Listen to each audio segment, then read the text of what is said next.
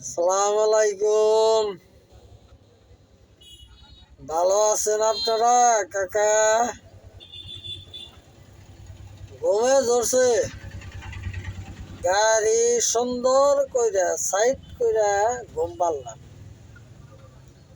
ঘুম চোখে নিয়া কেউ গাড়ি চালায়েন না, নিজের পায় নিজে কুড়াল মাইরেন না। কারণ হচ্ছে আপনি মইরা যাবেন, সবই শেষ।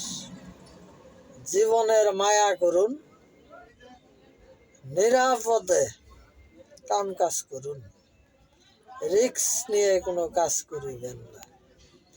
ভালো থাকিয়েন। আসসালামু আলাইকুম।